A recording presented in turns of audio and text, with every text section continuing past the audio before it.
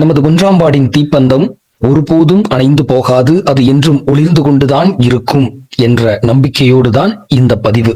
எலெக்ஷனுக்கு 2 நாளைக்கு முன்னாடி ஃபெலிக்ஸ் பால் வாங்க போன போது நெல் ஏற்றுமதி செய்த லோடிங் தொழிலாளிகளுக்கு வேண்டி ஒரு 10,000 ரூபாய் உங்க அக்கௌண்ட்ல போடுறோம், அவங்களுக்கு கூகுள் பே இல்ல அப்படின்னு அவங்க சொல்ல, ஃபெலிக்ஸும் வெறும் 10,000 ரூபாய் தானே, அப்ப நெல்லுக்கு ஏத்தன லோடிங் அமௌண்டா தான் இருக்கும்னு நம்பி அதை அக்கௌண்ட்ல வாங்கவும் செய்து அதை அப்பவே லோடிங் தொழிலாளிகளை பார்த்து உங்களுக்கு 10,000 ரூபாய் வந்திருக்குதுன்னு சொன்ன போது அவர்கள் மறுத்து, இல்ல எங்களுக்கு எந்த விதமான அமௌண்ட்டும் வர்றதுக்கு இல்ல அப்படின்னு சொன்ன உடனே எனக்கு போன் பண்ணாங்க.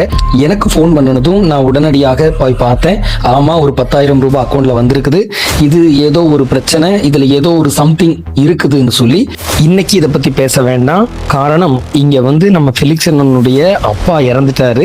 அப்ப இந்த மறுப்புடைய காரியங்களை பார்ப்போம், நாளைக்கு இதை பத்தி பேசிக்கலாம்னு சொல்லி மறாவது நாள் உடனே நான் மேல தெரியப்படுத்தினேன். மேல் இருக்கிற நேதாக்களுக்கு தெரியப்படுத்தின போது அவங்க என்ன சொன்னாங்கன்னா, இது உண்மையாவே தவறு, இது உடனே போன்ல வச்சிருக்கிறது ரொம்ப அவசியம் இல்லாதது, அவங்களை கூப்பிட்டு அதை ரிட்டர்ன் அனுப்ப சொல்லுங்கன்னு சொன்னாங்க.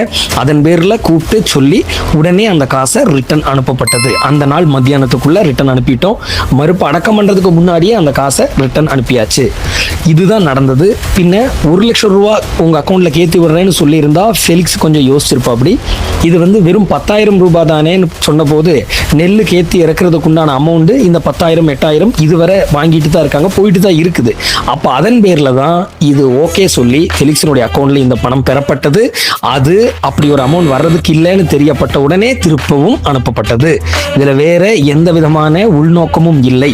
ஆக எந்த விதத்திலையும் 1ஆம் வார்டு தீப்பந்தத்தை யாராலும் விலைக்கு வாங்க முடியாது அப்படிங்கிறதையும் நாங்க பதிவு பண்ணிக்கிறோம். கொஞ்சம் யோசிச்சு பார்த்தா தெரியும், 525 ஓட்டு நம்ம வாங்கியிருக்கிறோம். வெறும் 10,000 ரூபாய்க்காக இந்த 525 ஓட்டு விலை போகும் அப்படின்னு சில முட்டாள்கள் நினைத்தா அதை விட கொடுமையான விஷயம் எதுவும் இல்லை. இது ஒரு பெரிய தொகையா மாறி இருந்ததுன்னா கண்டிப்பா இதுல ஒரு பிரச்சனை இருக்குதுன்னு சொல்லியிருக்கலாம். வெறும் 10,000 ரூபாய் தானே அப்படிங்கிறதும், அந்த 10,000 ரூபாய் நெல்லுக்கு ஏற்றுமதி செய்யறதுக்குண்டான கூலியும் 10,000 ரூபாய் தான்.